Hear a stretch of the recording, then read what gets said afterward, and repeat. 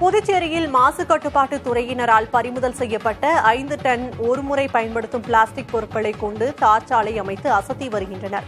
புதுச்சேரி மாநிலத்தில் ஒருமுறை பயன்படுத்தும் பிளாஸ்டிக் பொருட்களுக்கு தடை விதிக்கப்பட்டுள்ளது. அவ்வப்போது மாசு கட்டுப்பாட்டு வாரியம் கடைகளில் சோதனை செய்து தடை செய்யப்பட்ட பிளாஸ்டிக் பொருட்களை பறிமுதல் செய்து வருகின்றனர்.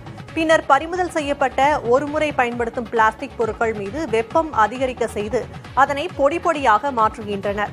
இந்த பொடி கலவையை தார் சாலை அமைக்கும் போது சாலை அமைக்க பயன்படுத்தும் மொத்த தார் அளவில் 10 விழுக்காடு சேர்க்கப்படுகிறது. இதன் மூலம் தார் சாலையில் ஏற்படும் சிறிய துவாரங்கள் இன்றி சாலை அமைக்க முடிகிறது. இந்த முறையில் பிளாஸ்டிக் துகள்கள் சேர்த்து 400 மீட்டர் தூரத்திற்கு சாலை அமைக்கும் பணி நெல்லித்தோப்பு, கருணாகரன் வீதியில் 4 மற்றும் 5வது குறுக்கு வீதியில் நடைபெற்று வருகிறது.